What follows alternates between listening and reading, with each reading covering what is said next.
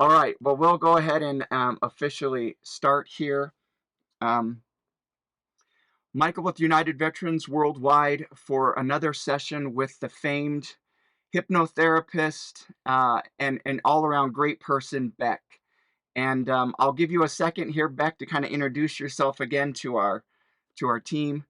Go ahead. Sure.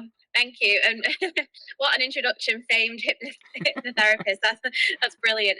So yeah, guys, I'm Beck. I'm a mindset coach and hypnotherapist. So my background is primarily in psychology. So I did a undergrad degree in applied psychology, and then went on to do a clinical and health psychology masters. And I am about to start a PhD in October. So I'll be researching entrepreneurial stress management approaches, resilience levels, emotional well-being, all of those things. So yeah, I've got a very strong psychology background, and I continue to pursue that as well. But I have also now gone down over the last couple of years more of a coaching route and hypnotherapy route. So I did my training in neuro-linguistic programming, which is NLP, coaching style, and timeline therapy, and then also hypnotherapy, which is now primarily the basis of my business, as well as psychoeducation. So yeah, that's me and my my skills in a nutshell, really. Yeah, and you mentioned the word coaching, and that's exactly how I have seen hypnotherapy for me function. You've calmed me to a point where my subconscious is open.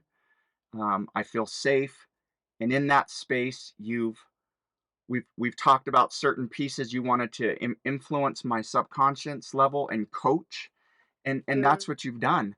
Um, Again, I can't say it enough that I would never have started this channel, and it has been so good for me emotionally, mentally, confidence wise, to put my story out there and to have an outward projection of reach for other veterans and other people who have gone through trauma and working with me on that wellness journey. So again, I appreciate all the work that you've done with me and will do with me. And um, as you work on this PhD and you get more credentialed, more experience, I think that having you back on this channel over and over again is going to add such great value to our global audience who don't have access necessarily to people like mm, you who can really help push them over that hump yeah. and find a new self value and self worth. So anyway, it's great to be with you today. Today we're going to take a little bit of a different turn as we than we did last time. Last time we did a live session, and I'll link that below in the comments. I'll also put Beck's information for you to reach out to her separately. Um, and in that hypno session, we talked through what you were going to do, how you did it, and my reactions after it was complete. Today's going to be different. So what I want to do is really talk to you about you. And um, I've met with therapists for years recovering from PTSD, still doing therapy for my TBI and for memory. Um, I've interviewed a massage therapist. We've talked. I have a neuroscientist that I'm going to be meeting with soon, and she'll introduce some new neural pathway support that will add great value to people with TBIs. But I want to know maybe why you got into this field in the first place. What led you there?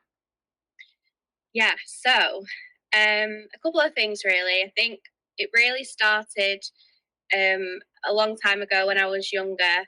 I've grown up a lot around people in my family who have had different mental health problems, really.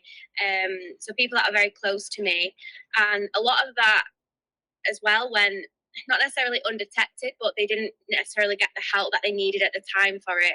And even like my granddad, he just passed recently, but he suffered with depression all the way up until pretty much the day he died, Mm, and never got that help because I think the generation that he was in, I think, and as a man, it's one of those things where it's a lot.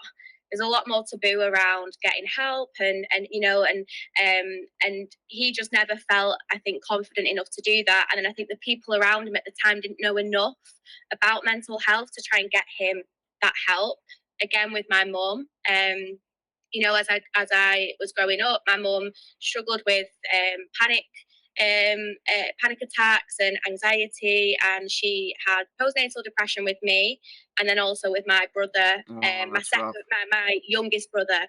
So and the trauma that comes through that is quite a lot. Yeah. And I saw how much she suffered, but I also realized that she wasn't her behavior. I think that the thing is, I think as a child I didn't really realize this, and growing up, I guess you do pull a lot of blame on that person, because if they weren't necessarily always there for you, or things happened, you can really see it from the lens of they don't care, all of these things. But I think as I started to grow older, and I fell in love with psychology when I was in school and sixth form, I started to really see things through a different lens of, actually, these people don't mean to necessarily always act the way that they do. And there's a lot that led them to that place in the first place, different experiences. And again, like I said, people aren't their behavior. There's a lot more to them than the things that they end up doing. Yep. And sometimes it's because they're in a dark place. And, because I had that realization, I think, one, it allowed me to want to help other people.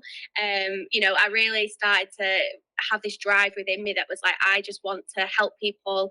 I don't want people to feel alone. I don't want people to suffer, with their mental health, or emotional health. Like, I really wanted to help people in that way. But I think also it led me down my own journey of healing myself, because I realized that there was a lot of things that, not anybody's fault directly, but because of different situations growing up, Hmm.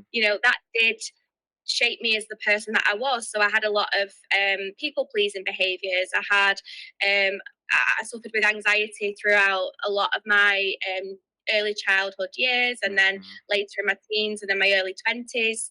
I also would say I probably had a few periods of depression, and like, Hmm.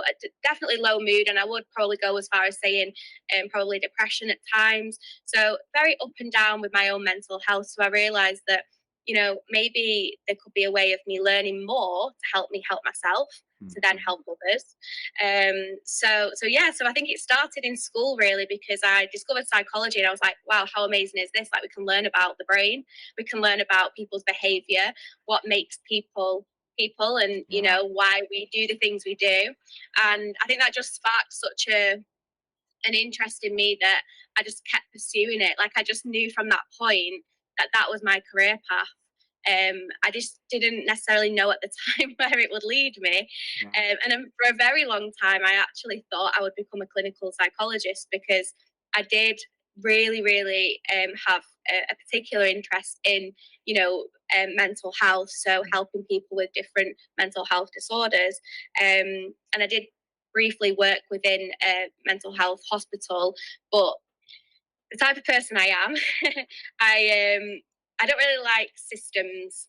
Hmm. I also feel like there's a lot of politics in these systems, Hmm. and sometimes that just doesn't sit very well with my values, let's say. Yeah. So what I found really hard with, although I love the patients and I love the work, I found the system that I was working in quite tough. Hmm. Um, so I had to really reevaluate how I was going to pursue my, I guess, vision and my purpose, and that's what, in a way, led me to more of a holistic approach, Yeah. going off doing further training outside of, I guess, typical education. Hmm. I went and invested in myself to do these hypnotherapy courses, to do these coaching courses. It's a bit of a Um, risk, isn't it? Like to step yeah, outside of the mainstream of things. yeah, because I think the thing is, and because mental health, even now to this day, I think there's still a lot of shame around it, Hmm. and what have you, and people are still quite skeptical about, especially investing in themselves. I think when it comes, I mean, different in the UK to America. So in the UK, obviously we're very lucky we have a national health service, the NHS. Yeah. So, luckily now people can get help through the NHS. The only issue is here the waiting lists are just crazy. They're so long. So, then I think people are quite skeptical to then invest outside of the NHS because, you don't always, I guess, know who this person is, where they've come from, Yeah. what they're doing, their skill set. So it is. But what I've found is a lot of people that now come to me have gone through, say, a typical counselling route or some kind of therapy, and they've got to a certain place with it, and it's done wonders in a lot of ways. But then they feel a little bit stuck, like they've not really got to the very depth of like really the root of um I can where relate. these things are real. Yeah. And then this is where now, because I've discovered obviously subconscious work and how powerful it is, I've realized that it's so needed, that go into that part of yourself that is so subconscious, it's so unconscious, we don't even realize we're doing these things and really working at that level. I think that's where the real impactful change happens. Hmm. So I think once people start to, I guess, have an experience of it, you realize the value in it. But I think it's getting people to that place to being willing to try these things that is the hard part. Yeah, and you've mentioned some great things already. One I want to go back to is the environmental factors of being raised as a child. I came from a mother who was in some ways parented by people who weren't old enough to be parents or weren't Yeah. mature enough to be parents, and as a result suffered great trauma. Mm, I won't even say the words because I think YouTube will block it out, but great trauma physically, emotionally, mm, sexually, and it created in her a lack of self-confidence that was so yeah. deep, that she sought for attention in all the wrong ways, my dear Yeah. mother. And my father came from a background where his dad was a Navy veteran, um, a person who was very abusive, um, Mm, an adulterer, cheated on his wife multiple times, um, had a lot of children, and just mentally, verbally abused them, and sometimes physically. So I have both of these parents who come together, find each other at last, mm, and form a marriage and a partnership of reliance that they had 3 children, and I can say that for the 3 of us kids, we've done well. Now, not yeah. to say that what they did as a parent was always right. There was anger, there was a lot of supporting Mm, us in areas where we weren't that great, or even some neglect in some forms. Um, but I don't think that's abnormal from the world we live in today. I think there are more people who are gonna share both of our experiences of dealing with people with depression, anxiety, yeah. self-doubt, whatever else comes with the coping. So this message is super, super important. Secondly, I would say when we talk about holistic medicine, for those of us in the United States, or I learned yesterday in India and other places, there are some great programs that are set up to help veterans, but it is in a box. And Mm, within that box, it can be pretty constraining. And not every yeah. person will be able to find access to what they need within that box. So, programs like what you offer an alternative to clinical, Mm, check the box recovery, and yeah. is a freelance recovery that really has no limits up or down Yeah. for someone to work on some areas. As an example, I've seen on your Instagram channel some things about self-doubt, body Mm, image, um, and these are things that me as a veteran who served in some great units, physically strong, supposed to be mentally strong. I yeah. found out I wasn't as resilient as I thought I was. Um, these are areas where people like me could find additional resources, support, and have found it through these additional means. So for the audience, I'll just say this: if you find that you're kind of stuck in a generic form of therapy, you're not connecting with your therapist. Um, if you haven't tried an online version like with Beck, there are myriad of other opportunities to reach out, branch out. And if you're a guy like Beck says who is resistant to getting Yeah. some of this help, let me tell you, it's a hard journey to face the trauma. Mm.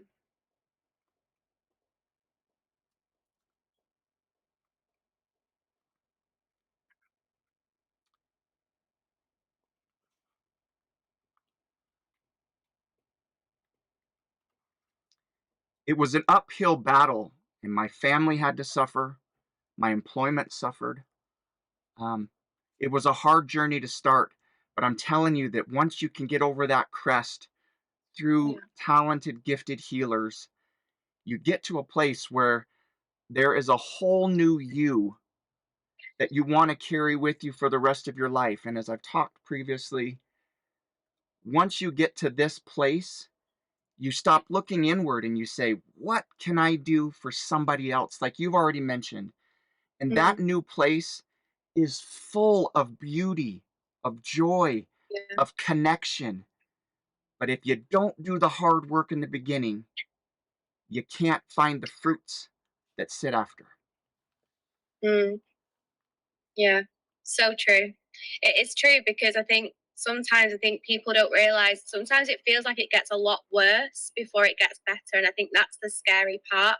But the reason it feels like it's getting a lot worse is because it's like you're digging everything that's deep within you that needs healing, that needs processing, that may have been left and shut and been put in a box for so Yeah. long. You're dragging it all up to the very surface so that you can face it, you can deal with it, you can work through it, and then it allows you to then move through it. And I think that's the thing to remember. And it's tough. It is tough, but it does always get better. But sometimes there is that period where it feels like it's getting so much worse. And I was there a couple of years ago. Like I was like, I'm doing all this work on myself, and I feel, in a way, there was times where I felt dreadful, and I was like, why do I feel so bad? But it was because a lot of this stuff was things that I'd deeply buried, and Yes. things that I'd shut out. My subconscious didn't really want me to know because it was trying to keep me safe. Mm. But actually, sometimes that's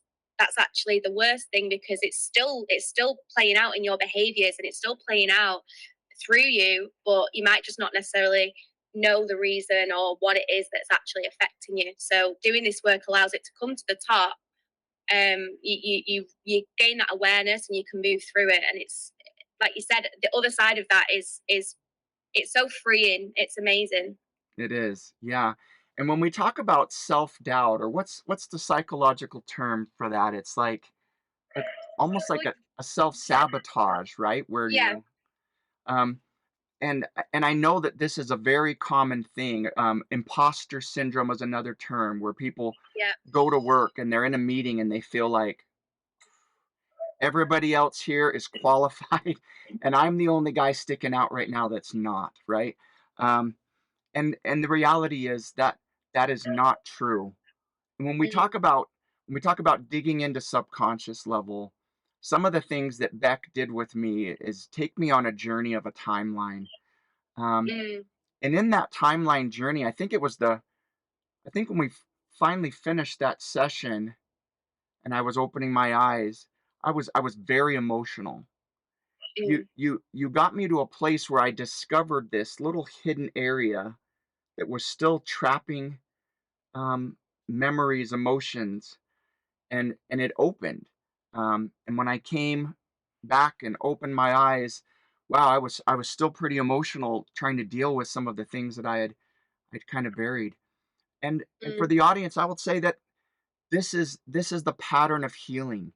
And when yeah, you get to this plateau where you feel like you've arrived and you're thinking about others ahead of yourself, not necessarily people pleaser, but genuinely concerned about the welfare of others, like Beck has been for me. Um, you know that you're on a path to healing, and you've opened up those areas that kind of held you back. One of the things that I've discovered in several of my interviews has been muscles hold memories. Mm, Um, and that is that's a powerful thought. You know, if we take some of our trauma, we take some of our uncomfortableness, if you've been bullied, if you've been neglected as a child, and you've tucked these things in, and maybe it made you stronger for a little while, it still will come out. It'll come out yeah, in emotional eating. It'll come out in negative behavior. Um, these these things have to come out and be released in order for us to be made whole, I think. yeah, 1000%. I don't know if so. I don't know if I've told you before that I do work with chronic pain or persistent pain patients. No, I Have don't I know if I mentioned did. that Yeah. before? So I'm actually finishing next week because of starting my PhD. But I did some part-time work with the NHS, working on a like pain management program. Oh, great. Because what you find is that um, with persistent pain, usually there's a psychological element to it because the acute injury has gone. Like, people can go back for scans, they can go for x-rays, they can all of these things, and the initial thing there is healed, Right. but they're still feeling pain in that area of the body, and then sometimes even in other areas of the body as well, that they can't really explain. And what you find is that the because, like you said, the body keeps the score, the body's it holds everything that's ever happened to us. It's in our body. It's held in our nervous system. It's held in our muscles. Everything. So it's like our brain then keeps sending out pain signals because it's letting us know that in some way it's not okay. Yeah. It might not be a physical thing, it might actually be a mental thing, a psychological thing, but it's trying to communicate with us. So what we find with a lot of my pain patients has been that along their journey they've had suffered different forms of trauma, not really been dealt with. A lot of them had comorbidities, so they'd have anxiety, depression, Mhm. maybe insomnia, like different things, and then they were experiencing pain. And a lot of it was actually when we started looking at their pain from a holistic standpoint. So obviously we were helping improve their health, um, helping them keep moving because we know like movement is really good for us, but also focusing on their emotional health, emotional well-being. Their pain levels just started to reduce. Yeah. The pain starts to go away because actually, was it really a physical thing that was happening? It may have felt physical, and we know it feels very real, and it is real.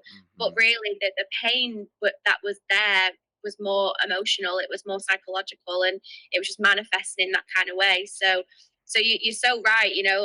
Our body, it holds everything, and we have to listen to it. I think the more you become in tune with yourself, and you're getting headaches. Why are you getting headache? Yeah. Sometimes that could be because you're stressed, you're sad, you're not feeling great, you're overwhelmed. Listen to that. Maybe I need a rest. Maybe there's something I need to do for myself to pour back into myself, and my headache will go away.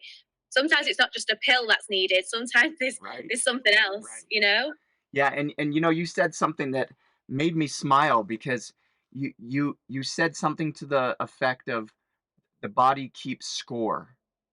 Yeah. And So and it links to something I met with a fitness expert. He does a lot of personal training and interviewed him. And he said, movement is medicine. yeah, we So use that.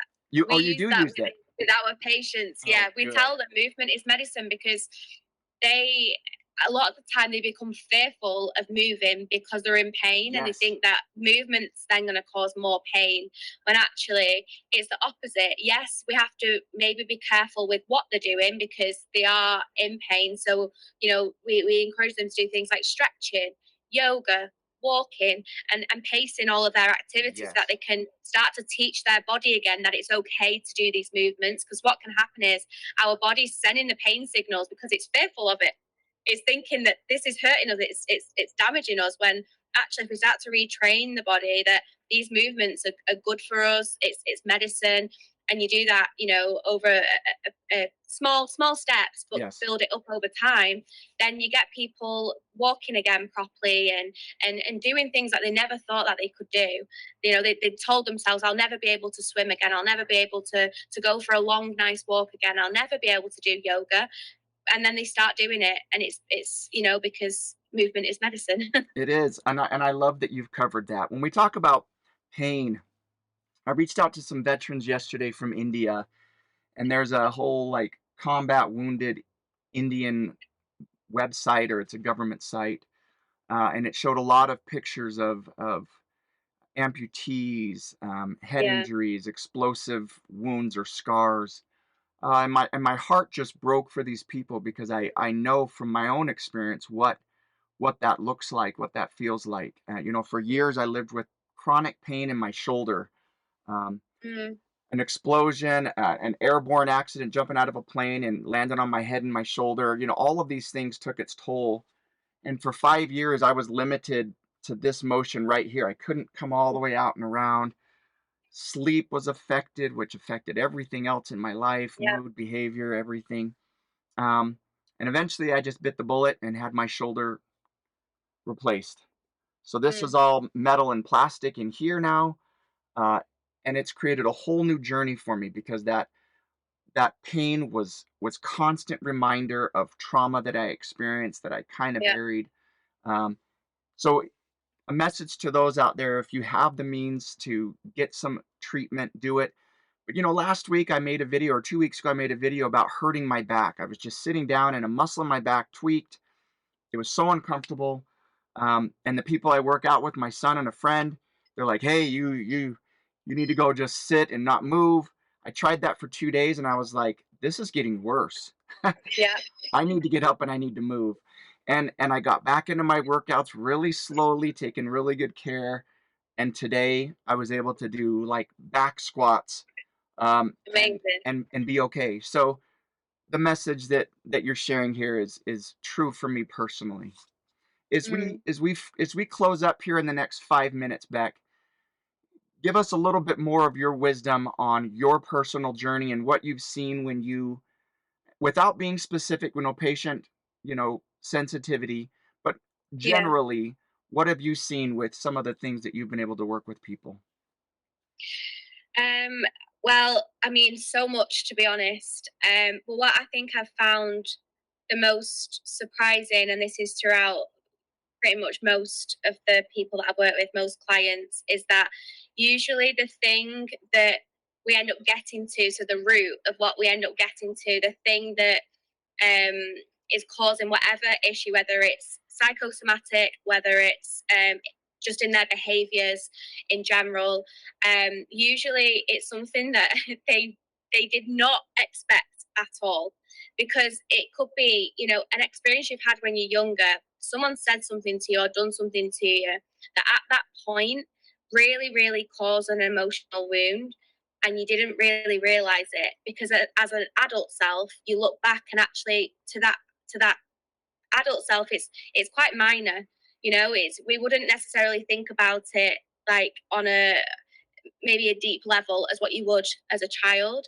So when you actually start doing things like timeline, and you go back to the very, very root cause of these issues, you realize that some of this healing that needs to be done is just with your inner child, just so that they know that they're safe, that they're okay, that they're not the issue, they're not the Yeah, problem, they were never the, and that tends to be a pattern that I see, is like it's usually these beliefs of like not being good enough, yeah, that not enough, not deserving enough, these kinds of things, that it ends up taking them right back to.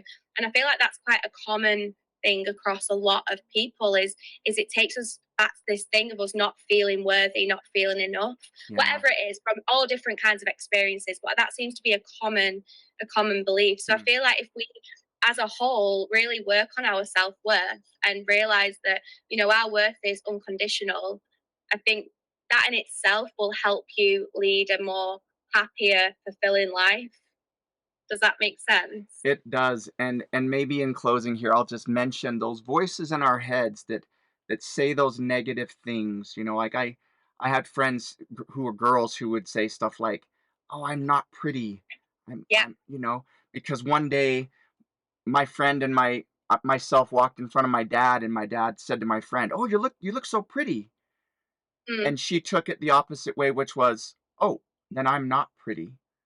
And yeah. that stuck in her head, and even though I'm sure that wasn't the intention of her parent, and me as a parent of 6 children, mind you, 6 Wow. children, I've gotta be so careful. So when the voice in your head is telling you to do something good, that little Mm, whisper, that quiet voice, do it, say it. Um, you never know the effect that following that positive voice will yeah. have. And when the negative voice comes up, drown it out with something positive because Mm, that's not the real you, and that's not the voice you should be listening to. I want to thank Beck for joining me today again. This has been a great session. I hope that if you've scrolled through and you found this video, watch it in its entirety, or put it on podcast mode and just listen to the audio so that you can benefit from some of the experiences that we're talking about today. I look forward to more engagement with Beck in the future, both on my own therapy and also as we talk through her journey as we continue this education pathway to helping people out. Um, Beck, thanks so much for joining us again. And I know it's probably what, 2 o'clock or 3 o'clock your time? yeah, yeah. 2:30. Half Yeah, past two. I'm trying to get the time difference down. Um, yeah. Enjoy the rest of your afternoon, and we'll connect again when I schedule my own therapy again. Amazing. Thank you so much, Michael, and everybody who listens. Honestly, it's been an absolute pleasure. Awesome. Thank Thank you. you.